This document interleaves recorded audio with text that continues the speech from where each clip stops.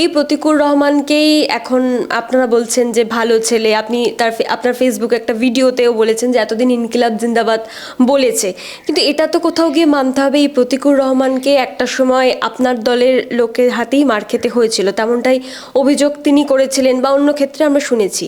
তো যে ছেলেকে আপনার দলের লোকেদের হাতে মার খেতে হয়েছিল, এখন তাকেই আবার আপনারা দলে নিচ্ছেন। দেখুন, রাজনৈতিক বিরোধিতা সবসময় থাকবে।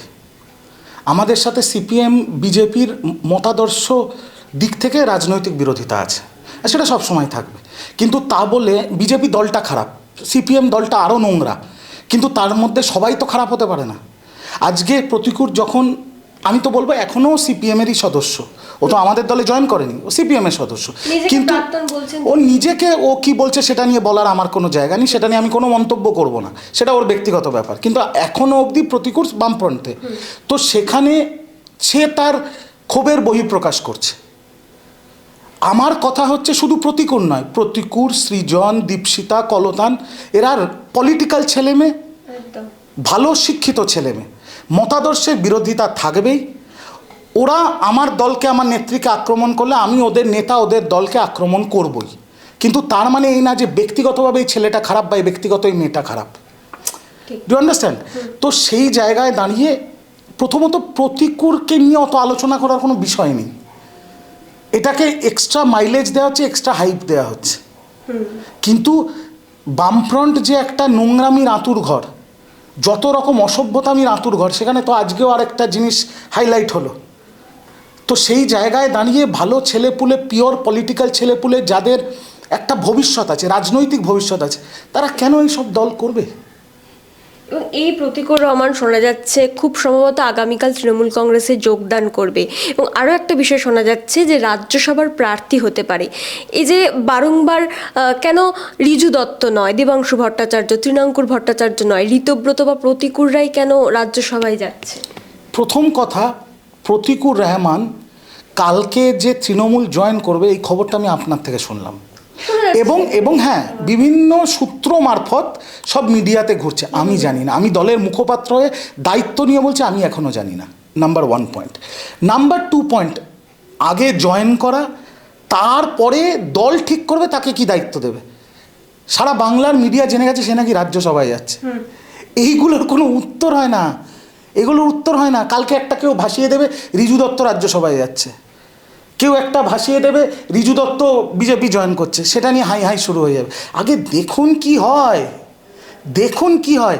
প্রতিকুর কি বলেছে, আমার দম বন্ধ হয়ে আসছে আমার দলে, আমি যে দল করি সেই দল থেকে গোপন নথি লিক হয়ে যাচ্ছে, এই দলে কিছু লোক মাতব্বরি চালাচ্ছে, কিছু লোক নিজের পেয়ারের লোকেদের জায়গা দিচ্ছে, অন্য কারুর কোনো কথা বলার জায়গা নেই। প্রতিকুর কি একবারও বলেছে তৃণমূল জয়েন করছে? না, তৃণমূল একবারও বলেছে প্রতিকুর এসো আমি তোমাকে নিতে চাই? উভয় পক্ষই তো কিছু বলেনি। তো এখনো অবধি মানে প্রথম দেখাই হলো না, বিয়ে বহুদূর, আপনারা বাচ্চার নামকরণ করা শুরু করে দিয়েছেন। এইটা তো মিডিয়া হাইপ, এরকম কোনো ব্যাপারই নেই। এবং এই যে ধরুন বিগত কয়েকদিন ধরে যদি আমরা দেখি যে সিপিএমকে বারংবারই আপনারা শূন্য বলেন, এবং সত্যি শূন্য এখন প্রায় বিলুপ্ত প্রায় অবস্থা সিপিএমের, সেই জায়গা থেকে দাঁড়িয়ে বিগত 3-4 দিন ধরে আপনি এবং কুণাল ঘোষ বা অন্যান্য যে কোনো তৃণমূলের মুখপাত্র, তারা কেন এই শতরূপ ঘোষ, কখনো কখনো দীপশিতা ধর, কখনো প্রতিকুর রহমানকে নিয়ে এত আলাপ আলোচনা করছেন, তাদেরকে কেন এক্সট্রা স্ক্রিন টাইম আপনারা দিচ্ছেন? এই দলটার তো কোনো এখনো আসনই নেই। দেখুন, এদের কোনো আসন নেই, না কোনো যোগ্যতা আছে, বাট আমি অন্যদের কথা বলতে পারবো না। আমি একমাত্র প্রতিকুরকে নিয়ে একটা ভিডিও করেছিলাম, আর সেটা ব্যক্তি প্রতিকুরকে নিয়ে নয়। আমার বলার কথা ছিল, আমার এখনও মোদ্দা কথা হচ্ছে যে দলটা 34 বছর শাসন করার পর শূন্যে নেমে যাওয়ার পর যাদের এই পরিস্থিতি, যাদের এত উদ্ধত, তাহলে ভাবতে হবে যখন 34 বছর এরা ক্ষমতায় ছিল কি করেছিল।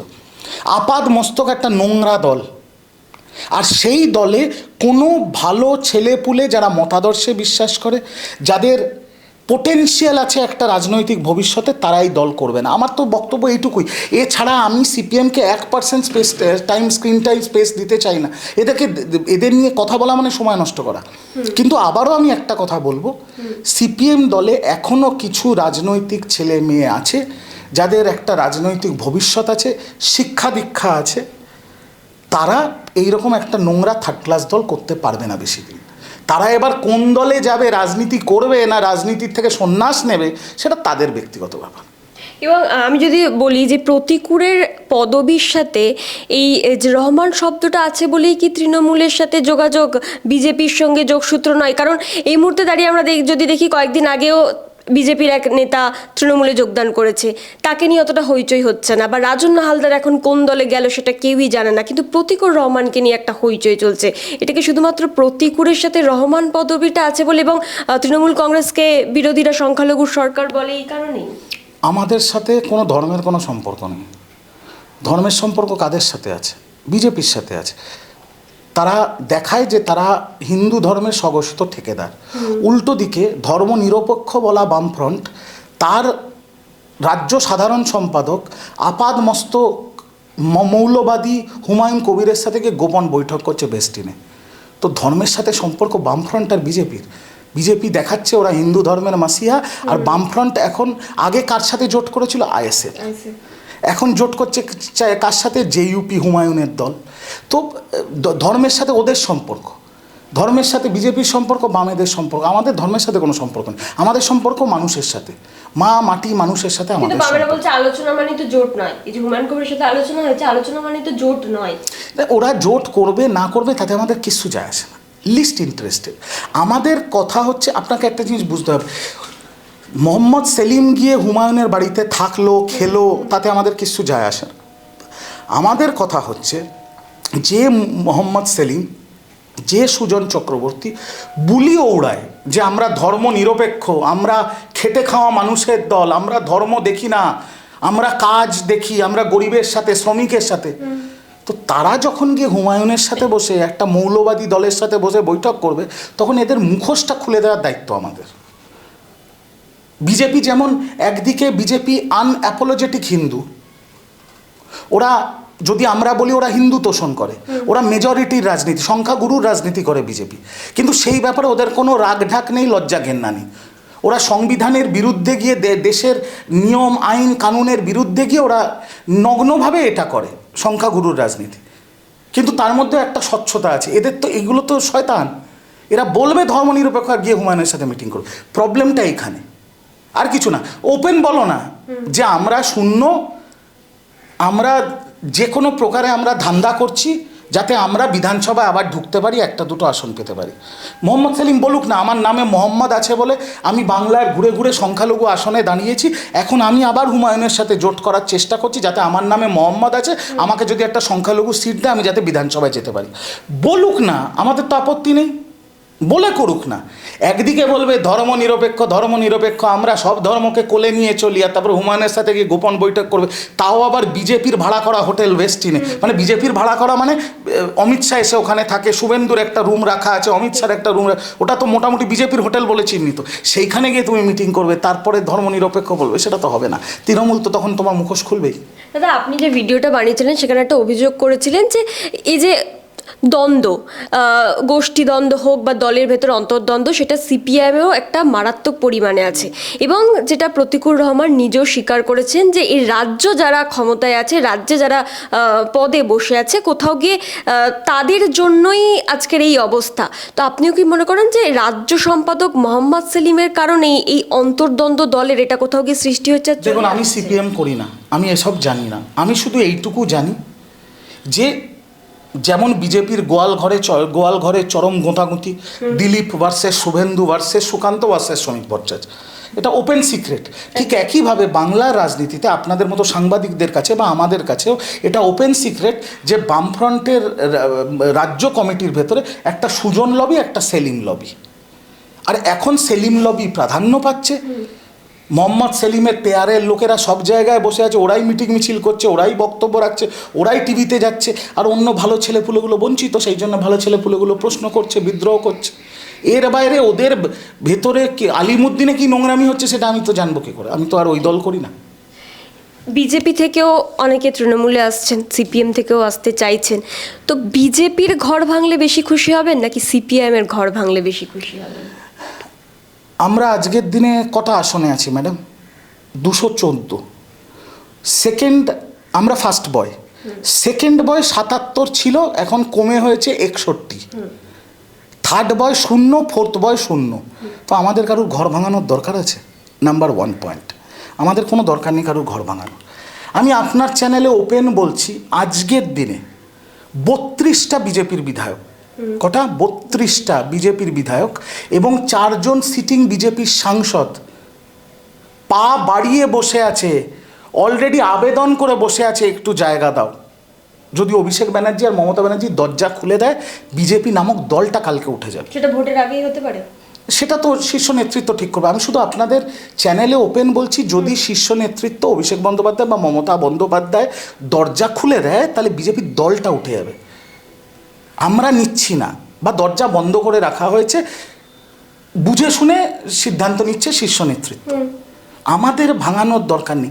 21-এ তৃণমূল থেকে ভাঙিয়ে চার্টার্ড ফ্লাইটে করে দিল্লি নিয়ে গেছিল তো, তারা আবার অটোরিকশায় ফেরত এসছে।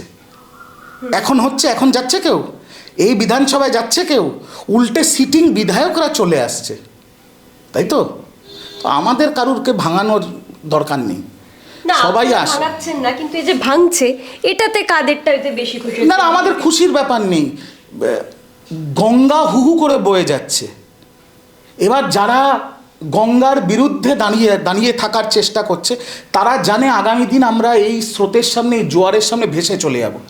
তো কিছু লোকে জোয়ারে গা ভাসিয়ে দিচ্ছে, সবাই ভাসাতে চাইছে, আমরা কাউকে কাউকে অ্যালাউ করছি ভেসে যেতে, বাকিরা দাঁড়িয়ে থাকবে, স্রোতে ভেসে চলে যাবে। আমাদের কোনো খুশি হওয়া না খুশি হওয়ার দরকার নেই। আবার বললাম তো, পরিসংখ্যানটা কি? 214 আর 61। তো 61 থেকে আর 2টো কমলো, আমাদের 2টো বাড়লো, ফারাক কি আছে? আমাদের ওইসব দরকার নেই। যারা আসতে চায় তারা আবেদন করছে, দল যেটা ঠিক মনে করছে, দল যাদের ঠিক মনে করছে যে চোট্টা বদমাশ না, লম্পট না, গাঁজাখোর পাতাখোর চিটিংবাজ নয়, তারপরে দল সিদ্ধান্ত নিচ্ছে। আগামীকাল কি রাজনীতির এই ময়দানে 2026-এ কি কোনো বড় চমক বলা, আমি একদম ওপেনলি বলছি যে প্রতিকুর রহমানকে কি দেখতে পাবো তৃণমূলের মঞ্চে? প্রতিকুর রহমান তৃণমূলে জয়েন করাটাই বড় চমক। মানে 2 দিন আগে, এই প্রশ্নটা আমি আপনার ক্যাটাগরিক্যালি করছি, 2 দিন আগে বিজেপির একজন সিটিং বিধায়ক কার্শিয়াংয়ের তৃণমূলে জয়েন করলো, তার থেকে বড় চমক প্রতিকুর জয়েন করা। তাকে নিয়ে হয়েছে খুব একটা, এটা মিডিয়া করছে, মিডিয়ার করা, এটা মিডিয়ারা করছে, তারা মজা পাচ্ছে, তো তারা করছে, আমাদের সেটা কোনো ব্যাপার নেই। বাট এটা কোনো বড় খবর না। নাম্বার 1, যদি জয়েন করে, এটা সেরকম কোনো বড় খবর নয়। ভালো ছেলে, পলিটিক্যাল ছেলে, আমি পলিটিক্যাল ছেলেদের শ্রদ্ধা করি, পিওর পলিটিক্যাল ছেলে, অনেক প্রতিকূলতার মধ্যে অত্যন্ত সাধারণ একটা ঘর থেকে উঠে আসা, লড়াই করা ছেলে। এদের, এই সব ছেলেদের 100% অনেস্ট ছেলে এখনও অবধি, এদের রাজনীতিতে একটা ভবিষ্যৎ আছে, যে কোনো দলে এদের একটা জায়গা আছে। এবার সে কোনো দলে যাবে কিনা, আর সে সেই দলে যেতে চাইলে সেই দল তাকে নেবে কিনা, এগুলো 2টো আলাদা ডিসিশন। তো যখন হবে আপনারা জানতে পারবেন। কিন্তু এই প্রতিকূল যদি তৃণমূল জয়েন করে, তাহলে এটা বড় খবর। আমি তো এটাকে বড় খবর মনে করি না।